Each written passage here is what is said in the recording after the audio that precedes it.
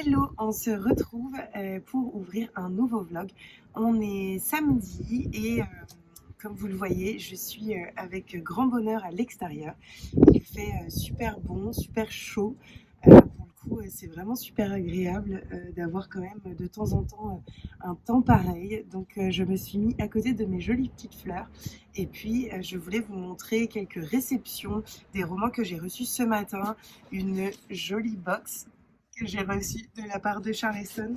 Je l'ai entrouverte, mais je sais déjà ce que c'est parce que ils ont fait un post pour présenter les box de Noël sur Instagram, donc je sais un petit peu ce qu'il y a. Et puis vous parler de mes deux lectures en cours, enfin de ma lecture terminée et de la lecture que je débute. Tout d'abord, on va commencer par les réceptions. J'ai reçu Le bruit de l'absence de Caroline de Surani, qui est un roman qui est publié chez Nami, un livre que j'avais très envie de découvrir et donc voilà, ça va être le cas. Il va rejoindre ma petite collection de romans Nami. Je vous lis le résumé. Peut-on faire le deuil d'un enfant qui n'est pas né? Hortense ne pensait pas se poser un jour cette question, et pourtant, après 2 fausses couches, elle se trouve désemparée. Confrontée à la froideur de la prise en charge médicale, sentant son couple en danger, elle décide de se tourner vers une autre voie et consulte une chamane énergéticienne. C'est le début d'une quête intérieure qui lui permettra de comprendre, d'accepter, de pardonner, pour enfin pouvoir avancer. Un roman profondément juste et intime, à fleur de peau, qui nous conte l'inoubliable voyage initiatique d'une femme en quête d'elle-même. Un livre qui me fait très envie et donc je vous en reparle très rapidement. J'ai également reçu de la part aussi de Nami un livre qui est absolument sublime. Il s'appelle Marilyn, les amours de sa vie de Michel Schneider. En fait, il y a des reflets, je me rends compte, mais il est absolument sublime. En fait, déjà, dès qu'on tourne la première page, les, les pages sont un petit peu... elles ne sont pas toutes blanches, il y a vraiment une différence de couleur dans les pages. C'est magnifique, j'adore. Bon, il y a un petit peu de vent, j'espère que vous m'entendrez bien. Et puis cette couverture, sincèrement, c'est juste magnifique, quoi. Je vais quand même vérifier que vous m'entendez bien avant de continuer cette vidéo. Bon, j'ai l'impression que ça va plutôt bien, donc on va continuer comme ça, parce que là, moi, je suis bien installée et j'avoue que j'ai envie de rester ici. Et donc, c'est un livre sur Marilyn. Je vais enlever le bandeau parce qu'il est de trop sur ce livre. Regardez, à quel point c'est splendide. Et donc, comme je vous disais, les pages s'ouvrent et c'est trop beau à l'intérieur. Vous avez aussi le reflet de mon canis qui apporte encore plus de beauté à ce roman. En tout cas, je vous en reparle très vite. Je vais vous lire quand même la 4e. Marilyn est mon miroir. Je l'écoute, la regarde, vivre et mourir, et je dis « moi, Marilyn ». Ce qui m'a fait découvrir Marilyn, devrais-je écrire ma Marilyn, ce n'est ni son corps aux courbes douces et puissantes, ni son visage tout de tendresse et d'innocence, ce sont ses mots. Aussi, dans cet abécédaire personnel, portrait d'une image brisée, j'essaierai de donner non pas la vérité de Marilyn Monroe, mais seulement d'éclairer, d'un faisceau neuf, ses vérités, telles qu'elle les exprima en mots MAUX, au cours de sa vie amoureuse et sexuelle. Dans notre temps sans pitié, elle nous parle d'amour. La leçon de Marilyn, non seulement on meurt de ne pas être aimé, mais on n'est pas vivant si l'on n'aime pas. Michel Schneider. Psychanalyste et écrivain, Michel Schneider est l'auteur notamment chez Grasset de Mort imaginaire et de Marilyn dernière séance. Il a consacré à l'actrice une émission de radio, Les grandes traversées Moi Marilyn sur France Culture et un film documentaire Marilyn dernière séance. Je vous en reparle très rapidement de ce roman. On va donc maintenant ouvrir la petite box ensemble. Comme je vous ai dit, je l'ai entrouvert, mais je ne l'ai pas ouvert totalement. Même si je sais à peu près ce qu'il y a dedans. Et donc, c'est Noël avant l'heure, forcément. Regardez, je vous montre comment se présente l'intérieur. Voilà. Et donc, on a un petit serre-tête de Noël. On a une jolie carte Oh Oh Oh Mary Charleston. 2 petites recettes de gâteaux. Et justement avec mon conjoint, on se disait qu'on allait peut-être faire des gâteaux ensemble ce week-end. Donc potentiellement, on les utilisera dès ce week-end. Une jolie petite botte. Je vais l'ouvrir avec vous. Voilà, une jolie petite botte de Noël que j'accrocherai sûrement sur le sapin. Alors, je vous montre d'abord les goodies et puis je vous montrerai les romans ensuite. On a une petite... Ah, j'adore! Je vous la mets à l'endroit. Il n'y a pas la ligne, il n'y a pas le...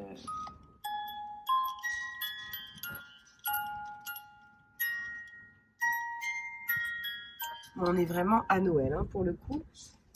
On est vraiment à Noël. Alors, par contre, en fait, je me rends compte qu'il y a beaucoup de vent. Et donc, il y a tout qui part un petit peu n'importe comment. Mais c'est pas très grave. On va juste faire un petit peu plus attention à ce qu'on fait. Il y a donc... Oh, j'adore ça. Du chocolat chaud, Van Houten. Ça, j'adore. Un petit ourson qui a un peu souffert du voyage, même beaucoup. Une petite sucette. On a un petit jeu de petits meurtres à Endgame, comme ça. Je regarderai un petit peu, je le donnerai sûrement à Léon. Et on a un petit bougeoir Xmas. J'adore, c'est tout simple, c'est plutôt joli. Je le mettrai sûrement dans ma bibliothèque à Noël. J'avais pas beaucoup de déco justement pour la bibliothèque, donc potentiellement ça va servir à ça. Et on a donc les romans avec des effets de brillance sur les couvertures, c'est magnifique. C'est donc Sous un ciel étoilé de Clarisse Sabar. J'enlève les bandeaux. Il est magnifique. Léa nous dit, je vais peut-être déjà vous lire le résumé quand même, et puis je vous donnerai quelques avis des copines. Chloé vit à New York depuis plusieurs années, où elle travaille dans le milieu de l'édition. Mais après une rupture aussi douloureuse qu'inattendue, juste avant les fêtes, la jeune femme rentre en France, trouver refuge à Valeno, le village de son enfance. L'occasion de souffler et de profiter d'un peu de tranquillité? Pas si sûr. Il lui faudra composer avec sa sœur jumelle, Alban, qui vient de se séparer de son mari, avec le beau et mystérieux Théo, qui semble la trouver très à son goût, et avec le sentiment que son histoire avec Mathieu n'aurait pas dû finir sur un tel échec. Rajoutez à cela un soupçon de lait de poule, des disparitions bien mystérieuses, de nains de jardin et un concours du pull le plus moche, ce Noël ne s'annonce pas de tout repos. Alors, Léa de Léa Touchbook nous dit « Une atmosphère merveilleuse et un humour pétillant, lire une romance de Noël de Clarisse Sabar devrait être une tradition. » Est-ce qu'il y a mon avis? C'est la question. Oui, juste ici. J'ai vraiment apprécié la douceur et l'ambiance de ce tome. Une plume douce et fluide, une histoire drôle et touchante, un superbe roman de Noël. Alors, je vais vous lire. Angélique, de Madame Chachali. Des secrets saupoudrés de cannelle, des non-dits recouverts de pain d'épices, des réconciliations autour d'un verre de lait de poule et beaucoup de bienveillance et de sincérité. Clarisse Sabar est ma référence des comédies de Noël françaises. Elle a su bâtir un univers à Valeno dans lequel je me sens bien. Je suis complètement d'accord. Et en plus, j'ai une jolie dédicace de Clarisse Sabar. Et je crois que tous les romans que j'ai de Clarisse Sabar sont dédicacés, donc c'est trop cool. Ensuite, j'essaye de m'organiser un petit peu. On va prendre les deux là. Nous avons ensuite le roman de Noël de... Ah, j'aime pas les bandeaux. De Sophie Jomain, qui est également avec de jolies petites dorures dessus. C'est trop beau. Les personnages s'éveillent sous les flocons de Sophie Jomain. Bienvenue au refuge du personnage. Venez découvrir la magie de notre ferme pédagogique en plein cœur du massif du Mont-Blanc. Lia Josserand et son père sont fiers de ce refuge dans lequel les rennes sont élevées en liberté dans des pâturages verdoyants. La fin des mois sont difficiles, mais jamais ils n'abandonneraient leurs animaux, et encore moins pour les vendre au chef étoilé qui voudrait les mettre à sa carte. À quelques semaines des fêtes, le temps presse pour baronne Véronique. Il veut du renne à son menu de Noël. Aussi, le cuisinier n'hésite-t-il pas à s'infiltrer incognito au refuge du personnage pour en savoir plus sur cet étalage et convaincre cette étrange famille de lui vendre à un bon prix 1 ou 2 caribous. La guerre semble inévitable, mais la présence d'un certain Nicolas Claus pourrait bien venir tout chambouler. Alors, mon avis, j'ai bien aimé l'ambiance, un roman de Noël drôle et un peu fantasque qui correspond parfaitement à cette période de l'année. Manon de Manon lit aussi. Encore une fois, j'ai été charmée et complètement portée par l'énergie qui se dégage des personnages et des histoires de Sophie Jomain. Ce livre nous laisse avec le sourire et l'impression d'une jolie lecture, à l'ambiance familiale avec un soupçon de magie. Oh, et j'ai aussi une jolie petite dédicace. Merci Sophie Jomain. Trop contente. Ouh, ça part dans tous les sens. On va remettre ça ici. Je suis en train de gérer les catastrophes. Alors déjà, ce vlog commence n'importe comment. J'ai des lunettes de soleil et un serre-tête de Noël. Il y a du soleil. J'ai mis un pull, mais alors franchement, je pourrais très bien m'en passer. Et en même temps, je vous sors les romans de Noël. Mais bon, c'est ça aussi, hein, c'est marrant aussi. Donc c'est très bien. Petit meurtre à Endgame. Il y a quelques avis. Alors, c'est Petit meurtre à Endgame de Alexandra Benedict, donc publié chez Charleston, et je vous lis le résumé. Cette année, Lily Armitage est invitée à passer les fêtes de Noël à Endgame House, l'imposant manoir familial sur lequel son excentrique tante Liliana a toujours régné en maîtresse incontestée. Comme lorsqu'ils étaient enfants, cette dernière a prévu pour ses neveux et nièces un jeu de piste géant. 12 énigmes à résoudre pour les 12 jours après Noël. Mais cette fois, le prix est particulièrement élevé. Liliana est morte et celui qui remportera la victoire héritera du domaine. Pourtant, ce n'est pas la seule raison qui pousse Lily à franchir les hautes grilles d'Endgame House pour la première fois depuis 20 ans. Elle espère y découvrir enfin la vérité sur la mystérieuse disparition de sa mère. Mais plus le jeu avance, plus la tension monte entre les cousins. Et quand une tempête de neige les coupe du reste du monde, Lily comprend que le manoir renferme de sombres secrets et qu'elle risque sa vie dans ce jeu dangereux. Un cosy mystery haletant entre tradition de Noël, retrouvailles familiales tendues et disparition inquiétante. Ce que je peux vous dire, c'est que j'ai bien aimé, en effet, ambiance de Cozy Mystery. J'y ai un peu retrouvé l'ambiance des Ils étaient 10, pardon, de Agatha Christie. Il y a une petite partie de mon avis, je crois. Il n'y a pas beaucoup d'avis. J'ai aimé ce roman qui m'a beaucoup fait penser à Ils étaient 10 d'Agatha Christie. Une écriture fluide, un petit jeu de pistes littéraires qui apporte à la lecture. Bref, un bon Cozy Mystery de Noël. Et voilà pour ce dernier roman. C'était un très beau unboxing. Merci beaucoup à Charleston pour nous gâter toujours autant avec ces jolies petites box. Je suis très contente, ça donne un peu l'impression qu'on est encore lectrice. Et en même temps, on l'est encore jusqu'à la fin 2022. Donc voilà, je suis trop contente. Et je crois d'ailleurs que c'était les derniers romans où nos avis sont dedans, donc ça fait quelque chose, mais j'essaye de pas trop y penser. Et puis bientôt je retrouverai l'avis des copines et c'est tout aussi bien. Alors je mets ça ici pour maintenant me consacrer au livre que je suis en train de lire. Alors tout d'abord, j'ai terminé hier soir Consolée de Beata ou mon vieilli Mérès, qui est publié donc chez Autrement. C'est un livre dont j'avais vraiment envie de vous parler. J'ai failli vous prendre hier soir pour ça parce que j'ai pas pu le chroniquer dans le vlog précédent. Je l'avais pas terminé. C'est vraiment une incroyable lecture qui nous emmène entre le Rwanda dans les années 50 c'est ça, et en même temps dans les années 50 et après, et également en France, davantage dans les années de 2000, pardon, dans les années 2010-2020, oui c'est ça, 2020-2019. Et donc on découvre ici l'histoire de Consolé, et également l'histoire de Astrida, l'histoire de Ramata. On a plusieurs personnages comme ça qu'on découvre. C'est un roman dont j'ai pas tellement envie de vous parler de l'histoire en elle-même, tout simplement parce que je ne connaissais pas l'histoire et j'ai vraiment adoré. Donc je vais juste vous lire la 4e et puis vous parler un peu de mes sentiments face à ce roman.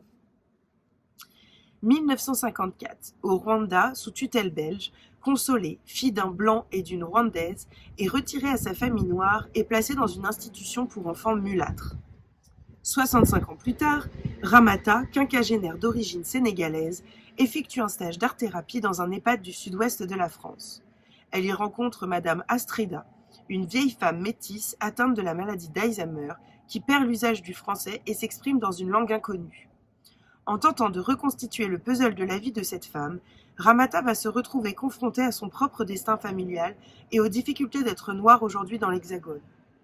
Histoire d'une réparation symbolique et d'une langue retrouvée, Consolé est un roman poétique bouleversant qui met en avant le passé colonial et la condition des enfants d'immigrés.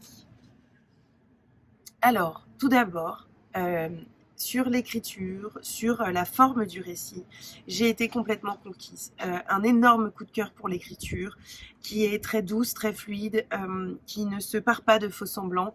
Il n'y a pas de fioritures dans l'écriture, on est vraiment sur quelque chose de très authentique, de très juste.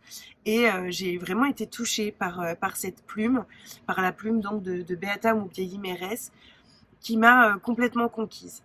J'ai été également conquise par la forme du récit, où on alterne entre la vie de Consolé, la vie d'Astrida et la vie de Ramata. Et on est donc plongé auprès de ces femmes dans leurs pensées, et j'ai trouvé ça absolument sublime. Donc c'est vraiment une incroyable lecture, et je suis très très très contente de l'avoir découvert. Donc merci beaucoup aux éditions Autrement. C'est une autrice que je vais suivre. D'ailleurs, je vais m'empresser d'aller lire son roman Tous les enfants dispersés. Il faut d'ailleurs que je me le procure avant de pouvoir le lire. En tout cas, une très très belle découverte, une couverture magnifique, un titre qui l'est tout autant, et une plume qui m'a vraiment envoûtée.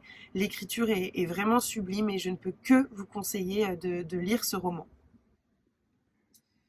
Et pour finir, je vais débuter avec ma belle Ambre, L'amour au fil des lignes, la collectionneuse de mots oubliés de Pip Willian, publié chez Fleuve Éditions. C'est un roman qui me fait extrêmement envie et qui nous amène auprès d'Esmé dans le scriptorium où son père, qui est lexicographe, rassemble des définitions pour constituer le premier dictionnaire d'Oxford. Je n'en lirai pas plus, tout simplement parce que je crois que je vous l'ai déjà lu dans un vlog précédent, et c'est surtout ça, je n'ai pas envie de lire le résumé parce que je suis en train de le commencer et que voilà, j'ai pas envie de me spoiler. Je me rappelle plus exactement du résumé et j'ai pas envie d'en savoir plus. Voilà. Donc je vous en refais un retour très rapidement de toute façon. Et puis je vous reprends très rapidement pour pouvoir vous parler de l'avancement de ma lecture et puis peut-être de réception de d'autres lectures. Voilà, on verra bien ce que j'ai à vous dire. Je vous reprends enfin. On est vendredi après-midi. J'ai eu une semaine un petit peu chargée, on va dire. Et je reviens à l'instant de la Cité des Sciences. J'étais plus précisément à la Cité des Enfants avec mon petit garçon. J'ai profité de ma journée de congé et des vacances pour passer un petit moment avec lui. Et on vient de rentrer, je viens de le coucher parce qu'il était épuisé. On est sorti très tôt ce matin, on a fait l'aquarium, on a fait plein de choses. Et forcément, bon... Je l'ai couché tard, mais c'est comme ça. Là, il est 16 h, mon conjoint va bientôt rentrer et je voulais profiter d'avoir quelques minutes pour vous montrer un petit peu mes réceptions et peut-être vous parler de lecture, mais je ne sais pas si j'aurai le temps, donc je vais voir. Vous avez dû remarquer, le vlog n'est pas sorti vendredi matin. J'ai été un petit peu prise par le temps cette semaine et en fait... Comme je vous l'avais déjà expliqué, le jeudi soir, c'est un petit peu speed, devoir rentrer, euh, clôturer le vlog, tourner, enfin voilà, en plus de tout ce qu'il faut faire à la maison, du coucher de Léon qui parfois est plus ou moins tard, et donc bah, ça me prend en fait toute ma soirée. Donc là, j'ai décidé cette semaine pour le coup de rallonger un petit peu parce qu'en plus de toute façon, je vous ai pas pris et donc c'était pas vraiment un vlog parce que je vous ai pris, je crois, ce week-end, enfin le week-end dernier et puis j'ai pas eu le temps de vous reprendre cette semaine. Donc le vlog sortira, je ne sais pas quand. Dimanche ou lundi matin, je vais voir un petit peu, je pense plutôt lundi matin. Et en fait, je me suis rendu compte que ça tombe bien parce que mon challenge 7 jours, 7 livres commence lundi. Et donc comme ça, je vais pouvoir également ne pas sortir mon vlog le vendredi d'après, mais le sortir le lundi 7. Voilà, ça permet de pas sortir deux vlogs en même temps. C'était pas forcément très simple de faire comme ça. Donc voilà, on va faire comme ça vient. Et puis, je reprendrai normalement un rythme avec les vlogs le vendredi matin à la rentrée. Voilà, en fait, c'est les vacances scolaires, donc le rythme est un petit peu différent. Trêve de blabla, je vais vous montrer mes réceptions. Tout d'abord, j'ai reçu des magnifiques marque-pages de chez Léa Book-Addict. Et ils sont brillants. Je ne sais pas si vous allez pouvoir voir. Je vais essayer de faire un petit jeu de lumière. Mais en fait, ils brillent. Le papier est absolument magnifique. Et alors, on a ces deux-là. C'est des duos, donc vous les achetez en fait en duo sur le site de Léa Book-Addict. Et ça, c'est mon coup de cœur. Ils sont absolument magnifiques. Celui-ci est incroyable. Et la couleur est vraiment... Enfin, moi, je suis fan de ces marque-pages, mais il y en a qui vraiment me touchent beaucoup. Et donc, voilà les 4 nouveaux marque-pages de ma collection de Léa. Donc, merci beaucoup à toi si tu passes par là. Ça me touche toujours beaucoup. Et en plus, là, c'est une surprise parce que j'avais pas vu d'unboxing des copines. Et donc, voilà, c'était une petite surprise dans la boîte aux lettres qui fait grand plaisir. J'ai reçu également La barbarie des hommes ordinaires de Daniel Zagouri, qui est publié chez Pocket. Je crois qu'il est sorti le 20 octobre, mais il faudrait que je re-regarde ça. Je me rends compte que c'est un tout petit livre, il fait même pas 200 pages. Je crois même qu'il fait moins. Et j'ai l'impression que c'est un essai. Un mari massacre sa femme d'une centaine de coups de couteau. Une jeune femme étrangle son nouveau-né à la naissance. Un jeune tue pour une cigarette refusée.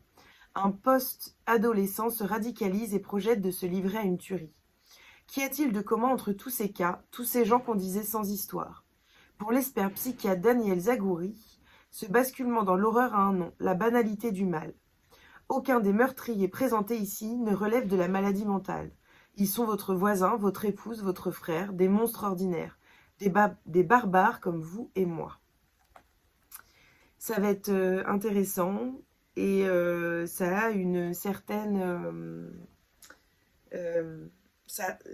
résonance voilà, avec ce qui se passe en ce moment en France. J'ai l'impression de voir énormément passer des histoires de tueries, de viols, d'agressions. Voilà, c'est un petit peu effarant. Donc j'ai hâte de le lire et puis je vous en dirai des nouvelles. J'ai un peu peur que ce soit très dur. Et en même temps, je pense que ça va venir aussi poser les choses. Et donc j'ai hâte de le lire. Je vous en dirai des nouvelles. Et j'ai reçu 2 romans de la part des éditions J'ai lu. Il s'agit tout d'abord de Alice de Claire Gallois. C'est un tout petit livre. Il fait environ 100 pages et je vais vous lire le résumé. Les enfants ne savent pas se venger de l'injure que le monde leur fait. Est-ce en racontant leur histoire que la narratrice de ce livre saura leur faire justice? Cette femme de 50 ans s'est occupée d'Alias, le fils de ses voisins et amis depuis toujours. Le couple s'est rapidement séparé et l'enfant, quand il a eu 10 ans, a révélé les sévices physiques et psychologiques que sa mère lui faisait subir. S'ensuivirent des plaintes, une enquête et un dossier transmis à la protection de l'enfance. Une institution qui suivrait quelques 350 000 jeunes et qui va, au mépris de ce qu'il a enduré, faire vivre à Alias une expérience qui restera à jamais gravée dans sa mémoire. Un livre puissant qui nous montre que l'amour, comme les nuages, peuvent prendre des formes inimaginables. Claire Galloway, romancière, essayiste et critique littéraire, elle a publié une dizaine de romans et des récits, dont Une fille cousue de fil blanc, L'homme de peine, Les heures dangereuses, L'empreinte des choses cassées et Si tu n'existais pas aux éditions Stock. Voilà, on va voir ce que ça donne. Je bosse pour la protection de l'enfance, enfin avec la protection de l'enfance. Donc j'ai hâte de voir comment le sujet va être traité, mais ça risque d'être très intéressant et je me demande si je ne vais pas le glisser dans mon 7 jours 7 livres. Il fait 100 pages et pour le coup, c'est vraiment un livre qui me fait très très très envie. Donc voilà, je vous en redirai des nouvelles rapidement de toute façon. J'ai également reçu de la part des éditions J'ai lu un livre que je voulais absolument lire. Il s'agit de La violoniste d'Auschwitz de Ellie Midwood. C'est un livre donc qui est publié chez J'ai lu, je crois en novembre, le 9 novembre, quelque chose comme ça. Donc la semaine prochaine pour vous. Il est sorti aux éditions Faubourg Marigny en 2021. Et en fait, déjà, j'adore les romans qui se passent sur la Seconde Guerre mondiale. C'est étrange de dire ça en fait, mais c'est un sujet qui m'intéresse beaucoup dans la littérature, on va plutôt le dire comme ça. Et j'ai fait du violon pendant longtemps. Et donc forcément, ce livre m'intéressait beaucoup. Je vous lis le résumé. À Auschwitz, chaque jour est un combat pour survivre. Alma porte le matricule 50 381. Cela ne pourrait pas être plus éloigné de sa vie d'avant. Star de l'orchestre philharmonique de Vienne, nièce de Gustav Mahler, elle avait même fondé un orchestre de femmes. Rien de tout cela ne l'a sauvée, jusqu'à ce qu'un chef du camp la reconnaisse et lui fasse monter un orchestre pour le bon plaisir des SS. Une position qui lui permet de se soustraire des jeunes filles à la mort. Et de rencontrer Miklos, un pianiste talentueux. Au milieu du désespoir et de la joie des répétitions, il prie pour que le cauchemar cesse un jour. Mais à Auschwitz, l'air est contaminé par la mort et la tragédie est la seule certitude. Ellie Midwood est romancière et vit à New York. Son intérêt pour la Seconde Guerre mondiale lui vient de son grand-père, qui a combattu sur le front biélorusse. Diplômée en linguistique, elle décide de se consacrer à l'écriture et entame des recherches sur la guerre et l'Holocauste. La violoniste d'Auschwitz est son premier roman publié en français. Alors, il sera sûrement lu. Pardon, je regardais l'autre sortie chez également Faubourg Marigny. Il sera sûrement lu en novembre ou en décembre. Je vous en dirai des nouvelles de toute façon très rapidement. Est-ce que je vous fais un update maintenant? C'est la grande question. Je pourrais déjà vous parler de Avorato, qui est une bande dessinée qui est publiée chez Stenkins et qui aborde l'écologie et notamment ce qu'il y a dans nos assiettes. Pourquoi mange-t-on des tomates par exemple en hiver alors que les tomates poussent en été, pardon. Et voilà, c'est toute une réflexion très drôle, très simple. Il y a vraiment énormément d'humour, que ce soit dans les traits, dans l'écriture, dans les messages que les protagonistes veulent faire passer. C'est vraiment une bande dessinée qui m'a beaucoup plu, qui se lit très très vite parce que c'est une petite bande dessinée qui fait une centaine de pages. Je vous montre un petit peu les dessins. Vous pouvez voir tout l'humour qu'il y a en fait dans ces dessins, je trouve. C'est assez parlant et c'est ce qui m'avait fait envie. Voilà, donc une bande dessinée que je ne peux que vous recommander, que j'ai adorée. Et j'ai une autre bande dessinée de Jangle je crois, qui est qui s'appelle 3 filles debout et qui est sur 3 figures jeunes qui se battent pour l'écologie. C'est une cause à laquelle j'étais pas vraiment sensible, enfin c'est pas le mot, mais je ne connaissais pas grand chose à l'écologie. Je commence à m'y intéresser en lisant certains romans, essais et donc cette bande dessinée, et ça m'intéresse de plus en plus, donc je ne peux que vous recommander de la lire ou de l'offrir pour sensibiliser les gens autour de vous. J'ai également lu Le courage d'une sœur de Kitty Neal. Je ne vous ai pas encore parlé de ce roman, tout simplement parce qu'il m'a appelé un soir. Par sa couverture, par le fait qu'il était dans ma petite palle du mois et que je n'avais toujours pas lu. Et ce roman m'a bouleversée. C'est un roman plein de tendresse, très émouvant, très bien écrit et plein de plein d'optimisme en fait et j'ai vraiment adoré. On se retrouve dans l'après Seconde Guerre mondiale. Sarah, donc qui est une jeune fille qui a une mère qui est alcoolique, qui va accoucher. Il y a mon conjoint qui est rentré. Je vous reprends un petit peu plus tard pour vous en parler. Je n'ai pas eu le temps de vous reprendre. On est actuellement dimanche après-midi, enfin dimanche midi. Et je voulais vous chroniquer les 2 livres que j'ai terminés cette semaine pour pouvoir clôturer ce vlog et le sortir demain matin, ce que j'espère que j'aurai le temps de faire. J'espère que vous avez passé un joli moment malgré un vlog un petit peu décousu. Ce que je peux vous dire, c'est que ça m'a fait très bizarre de ne pas prendre la caméra. Je pense que c'est devenu un peu une habitude et donc de ne pas le faire, ça m'a un petit peu manqué. Et donc j'ai hâte de débuter la semaine prochaine parce que c'est le challenge 7 jours 7 livres de lundi, donc de aujourd'hui pour vous jusqu'à dimanche. Et je compte bien vous prendre un petit peu tous les jours. Mon fils part mercredi, donc je suis avec lui lundi et mardi. J'ai pris ma journée aujourd'hui, donc lundi. Pour vous, enfin aujourd'hui pour vous, demain pour moi. Et puis mardi c'est jour férié, donc il y a aussi mon conjoint qui ne travaille pas. Là où il travaille, où il est cuisinier, il ne travaille pas les jours fériés, donc c'est un des avantages de ce travail, en plus d'être présent le week-end, ce qui n'est pas négligeable pour un cuisinier. Voilà, je m'égare, mais je voulais quand même vous en parler un petit peu. Et donc, comme je vous disais, j'ai lu Le courage d'une sœur de Kitty Neal, qui est une incroyable lecture, très émouvante.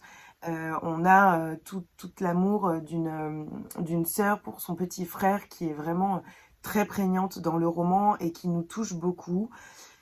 Alors c'était un petit peu peut-être trop justement à l'eau de rose, mais j'ai beaucoup aimé, j'ai adoré l'écriture de Kitty Neal. C'est vraiment une autrice que j'ai découvert avec ce roman et que j'apprécie beaucoup. Donc voilà, très contente d'avoir pu découvrir ce livre. Où donc on est en 1948 et où Sarah a une mère qui est alcoolique, qui va accoucher d'un petit garçon lorsqu'elle a 13 ans et qui va vouloir s'en débarrasser. Et donc c'est Tommy, ce petit garçon, et donc ils vont au bout d'un moment en fait partir pour échapper à la violence de leur mère. L'alcoolisme peut rendre très violent et c'est le cas pour leur maman. Et donc c'est toute leur histoire, toute leur survie, toute leur résilience qui est abordée dans ce roman. C'est vraiment très beau, hein, c'est vraiment plein de bons sentiments. J'ai trouvé parfois un peu trop, mais en même temps c'était une très belle lecture et donc j'en ressors très heureuse et en ayant passé un superbe moment. Et j'ai également terminé La collectionneuse de mots oubliés de Pip Williams, qui est publié chez Fleuve. Je l'ai lu en lecture commune avec Ambre qui ne l'a pas terminé, donc je vous ai déjà lu un petit peu le résumé dans le vlog précédent, puis je vous en ai déjà dit quelques mots également. C'est un livre qui est entre l'historique et la fiction. On parle du premier roman publié en anglais, donc à Oxford, le premier dictionnaire d'Oxford. C'est extrêmement intéressant de ce point de vue historique. L'histoire d'Esmé est touchante et très belle. J'ai beaucoup aimé l'écriture, même si j'ai mis énormément de temps à me mettre dans le roman. C'est très descriptif, c'est très lent, il ne se passe pas grand-chose. Mais c'est un roman très intéressant et donc je pense que en le prenant comme un essai roman, ça peut mieux passer. En tout cas, j'ai beaucoup aimé, j'ai vraiment passé un beau moment. C'est vraiment une très belle lecture, pas du tout une déception en soi, même si je pense que je m'attendais à peut-être davantage de moments romancés en fait. J'ai plus l'impression d'avoir lu un roman historique pur et dur avec une fiction mais qui n'était peut-être pas assez développée. Je sais pas, voilà, je ne sais pas exactement. D'ailleurs, j'arrive pas tellement à écrire ma chronique parce que c'était une superbe lecture, j'ai vraiment adoré, mais il m'a manqué quelques petites subtilités peut-être au niveau de l'histoire. En tout cas, c'est quand même un livre qui est très bien écrit, qui est très bien documenté, et donc j'ai adoré ça. Et forcément un roman très féministe, donc voilà, et ça j'ai beaucoup apprécié. Vous devez entendre mon fils qui est juste à côté, qui s'est posé en face de moi pour me regarder tourner. Non, fais pas ça parce qu'on est dans le lit de papa et maman, et donc sinon il va y en avoir partout chez. Pourquoi? Laisse maman bosser, hein. Mon chéri a vraiment conscience que ça prend du temps et que c'est un travail, enfin un travail entre guillemets, hein, je ne suis pas rémunérée, mais que ça prend du temps en tout cas. D'ailleurs, mon fils m'a aidé à faire des photos ce matin qui sortiront la semaine prochaine, la semaine d'après, elles sont très belles. Voilà. Donc voilà pour ce roman et en fait voilà pour ce vlog. J'espère que vous aurez passé un joli moment. Moi voilà, ça a été une semaine un petit peu compliquée, mais la semaine prochaine va être beaucoup plus simple pour tourner. En tout cas, je vais avoir plus de temps, plus d'énergie, je pense aussi. Et puis voilà, j'espère que vous aurez passé un beau moment, que vous aurez découvert tout plein de belles lectures. Et puis moi je vous retrouve lundi prochain. Pour le coup, comme cette semaine il n'y aura pas de vlog vendredi, tout simplement parce que le vlog 7 jours 7 livres va de lundi à dimanche. Et donc voilà, le vlog 7 jours 7 livres sortira lundi prochain, et je pense qu'il va être assez long. Tout simplement parce que je vais avoir du temps pour tourner, que je vais lire 7 livres, et donc que je vais vous chroniquer 7 romans, ce qui est rarement le cas dans les vlogs. Je ne sais pas encore si je vais vous montrer mes réceptions. Je pense en fait tourner pour le coup cette semaine un petit peu spéciale, un book haul. Si j'ai des réceptions cette semaine, je sortirai un book haul en dehors. Voilà, je verrai tout ça. En tout cas, je vous fais des bisous. Attends chérie, je suis en train de tourner, je termine et après je t'aide. N'hésitez pas, tu peux fermer la porte? N'hésitez pas à poser un petit like si vous avez apprécié, à commenter en papotant un petit peu, j'adore ça vraiment, enfin c'est vraiment pour ça que je fais ça. Et puis à partager sur les réseaux sociaux parce que c'est comme ça que la chaîne se fait connaître. Je vous fais des bisous et puis je vous dis à plus tard.